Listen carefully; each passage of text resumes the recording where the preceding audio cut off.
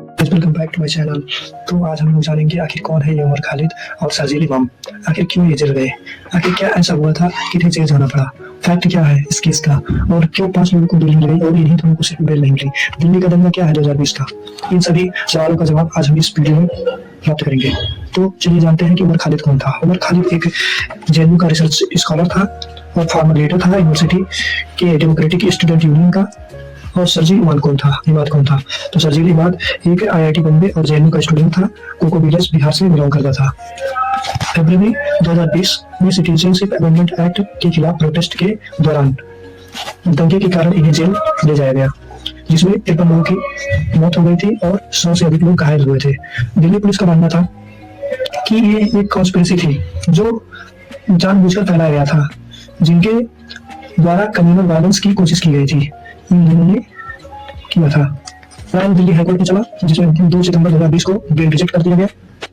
फिर supreme court गए। Supreme court ने 10 दिसंबर को सुनवाई खत्म की और फरवरी 2026 को डिसीजन दिया, जिसमें 5 लोगों को बेल प्राप्त हो गई और इन दोनों को बेल नहीं दिया गया।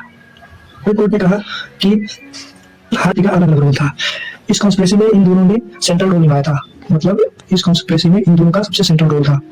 ये मेन एक्यूज थे, ये उमर खालिद और सर्जिल इमाम, ये दोनों सेंट्रल एक्यूज थे। ठीक है, ये मेन एक्यूज थे। इन्हें कॉन्स्पिरेसी फैलाने में, प्लानिंग में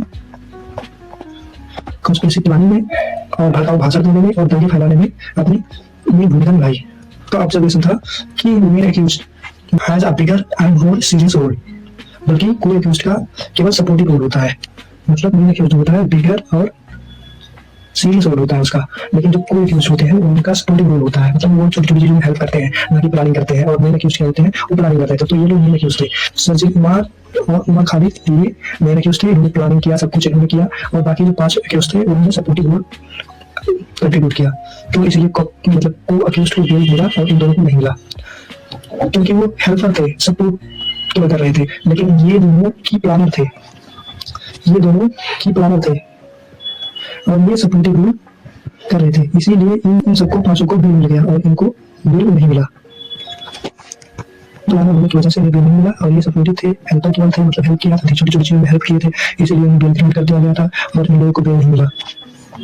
ये जो केस था ये यूएपीए के सेक्शन 43D से रिलेटेड था अप्लाई वाइज में। और सुप्रीम कोर्ट ने कहा केवल बम और बंदूक से हमला करना ही केवल टेररिस्ट एक्टिविटी नहीं है, बल्कि इकोनॉमिक स्टेबिलिटी, मतलब किसी भी देश के इकोनॉमिक स्टेबिलिटी पर हमला करना, एकता और राष्ट्रीय सुरक्षा को खतरा पहुंचाना, समाज में डर और अराजकता फैलाना भी टेररिस्ट एक्टिविटी में आता है। सो इसी कारण यूएपीए सेक्शन 43D अप्लाई होता है और इसीलिए इन्हें बेल देने से कोर्ट ने डिनाई कर दिया कि इन्हें बेल नहीं मिलेगा। तो thanks for watching this video दोस्तों। अगर आप चैनल पे नए हैं तो चैनल को सब्सक्राइब करिए और वीडियो को लाइक करिए।